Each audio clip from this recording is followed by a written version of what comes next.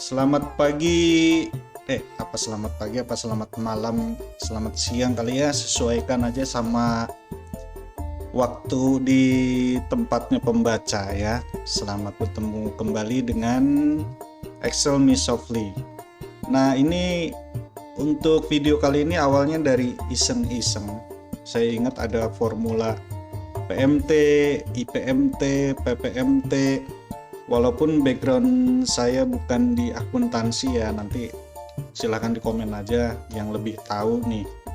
Tapi setahu saya ini formula bagus nih buat koperasi atau kayak kredit elektronik, motor atau kendaraan ya. Jadi nanti kita bisa nentuin pinjamannya berapa, angsuran per bulannya nanti harus berapa dengan menentukan suku bunga per tahun. Dan lama angsurannya berapa kita input manual. Nanti bunga dan pokoknya setiap bulannya sudah ada di rumus ini ya. Pasti menarik nih. Tapi mungkin juga metode ini salah atau enggak, saya juga kurang jelas. Tapi buat gambaran kasar boleh lah ya. Karena kan ada yang bunga konstan atau bunga compounding atau apalah itu istilah-istilahnya ribet juga, saya nggak gitu ngerti. Tapi kayaknya ini asik juga nih formula. Jadi yang pertama kita bikin tabel utamanya ini nih, A2 sampai B7 ya. Jadi di sini ada nilai pinjamannya, misal kita jadi koperasi nih, saya jadi koperasi, nonton jadi apa ya, nasabah, calon nasabah, mau pinjem duit 10 juta misalkan. Jadi saya bikin aja dulu manual di sini, pinjaman 10 tuh agak 4 10 juta, lama angsuran misalkan 1 tahun ya, 12 bulan, 1 tahun 12 bulan. Lalu suku bunga kita tentuin nih sesuai peraturan koperasinya ya, peraturan perusahaan. Misalkan suku bunganya 30%. Tapi ingat ini bukan suku bunga konstan ya, misalkan kembali 10 juta jadi 10 juta jadi 13 juta bukan, tapi ini mirip-mirip kayak angsuran koperasi lah, karena hitungannya nggak sesederhana itu ya. Jadi gimana kita nentuin angsuran per bulannya? Kita pakai formula PMT sama dengan PMT, calculates the payment for a loan ya kan. Nah, ini yang penting based on constant payment and constant interest rate. Maksudnya suku bunganya konstan ya, kita tentuin 30% sebagai contoh. Jadi PMT kurung buka. Nah, di sini rate ini saya jelaskan di bawah nih ya. Suku bunga per tahun dibagi 12. Jadi rate-nya adalah ini, kita klik B7 per 12 ya kan. Lalu koma, N per ini adalah lama angsuran. Lama angsurannya ada di B4 nih ya, lama angsurannya. Jadi kita nggak perlu masukin manual, nanti kita manualinnya yang di kolom lama angsuran dengan suku bunga ya. N per, koma, PV. PV itu adalah nilai pinjamannya. Nilai pinjaman ini kita buat min ya, karena ibaratnya saya kan ngeluarin duit buat calon nasabah. Jadi kita buat min B2. Gitu ya, karena ini menghitung uang keluar bukan uang masuk. Jangan lupa dengan minnya nih, penting. Lalu yang lainnya opsional karena ditandai dengan bracket, jadi nggak perlu diapa-apain, langsung aja kurung tutup. Nah, kayak gitu ya. Jadi udah langsung ketahuan dengan suku bunga 30%, lama angsuran per bulan 12 bulan, maka angsuran per bulannya harus segini. Misalkan kita naikin nih lama angsurannya jadi 24 dengan suku bunga yang sama, maka angsuran per bulannya lebih murah, ya kan? Kalau mau 1 bulan bisa, jadi lama angsurannya 1 bulan, angsuran per bulannya 10.250. Ini kayaknya Kita coba lihat percentage. Oke, gini aja ya, 2 digitnya dihilangin, jadi decimal place-nya 0. Nah, kayak gitu ya. Jadi suku bunga per tahun 30%, lama angsurannya 1 bulan, yang harus dikembalikan 10.250.000. Misalkan 6 bulan, jadi per bulannya 1.815.500 ya. Kita lanjut ke tabel sebelahnya, yaitu tabel bunga dan pokok untuk tiap periodenya ya. Nah, buat menghitung bunga dan pokok per periode, kita bikin aja tabel yang gampang. Bikin bunga, pokok, ini periode ya. Ini angsuran pertama, kedua, 3, 4 dan seterusnya, sesuaikan dengan kebutuhan. Kalau saya bikin sampai 24 nih. Jadi untuk menentukan bunga dan pokoknya berapa yang harus dibayarkan, kita pakai formula IPMT atau interest payment ya. Sama dengan IPMT, nah, returns the interest payment for a given period, bla bla bla. Ujungnya sama tuh kayak formula PMT tadi ya. IPMT kurung buka, dia akan minta rate. Rate itu adalah suku bunga per tahun ya. Ini sama kayak untuk menentukan angsuran per bulan. Jadi rate-nya adalah B7 dibagi 12, jadi kita hitungnya per bulan ya. Per tahunnya 30% dibagi 12. Lalu per itu adalah periode. Periode itu berarti di ini nih. Ini ya kan? Periode pertama. Kita akan mengetahui nanti periode pertama harus berapa bayar bunganya, periode kedua dan seterusnya. Jadi makanya sengaja saya bikin ini ya, angka-angka periode. Lalu koma yang berikutnya adalah NPER, yaitu lama angsuran. Lama angsuran itu adalah di sini ya kan, lama angsuran di B4. Lalu yang terakhir adalah PV, payment apa tuh?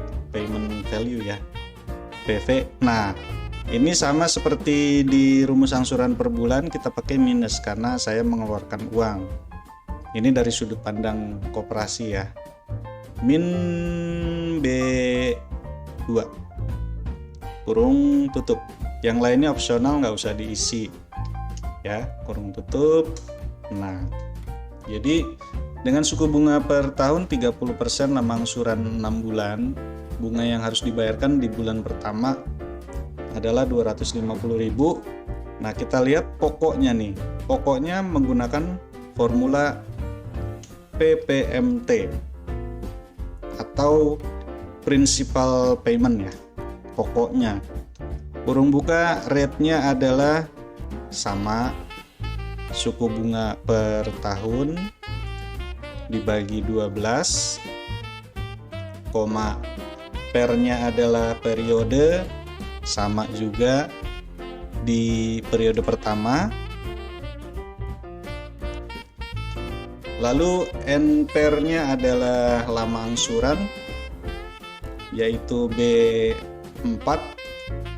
Yang terakhirnya PV juga sama, yaitu nilai pinjamannya ya, payment value-nya. Pakai minus B2. Kurung tutup. Nah, jadi di bulan pertama bunga yang harus dibayarkan adalah 250.000. Pokoknya adalah 1.565.500. Ini kalau dijumlahkan, ini harus sama dengan angsuran per bulan ya kan.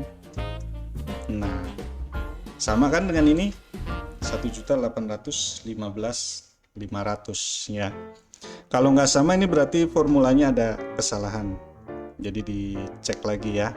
Sebenarnya sama aja, cuma formula depannya yang beda. PMT, IPMT, PPMT ya. Nah, langkah selanjutnya kan gampang, tinggal diperbanyak aja ya, sesuai dengan periodenya ya kan.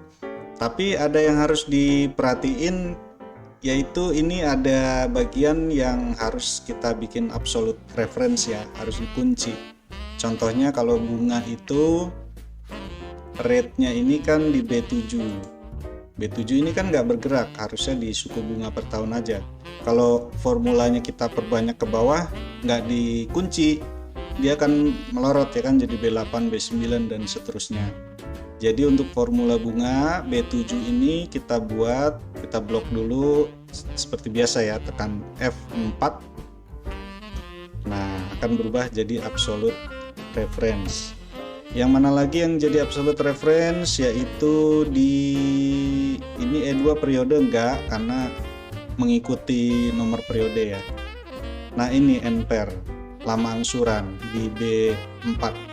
Lama angsuran kan berdasarkan tabel utama ya yang ini. Jadi ini tetap kita buat absolute reference di dolar B dolar 4. Kita buat di F4 ya untuk membuat absolute reference.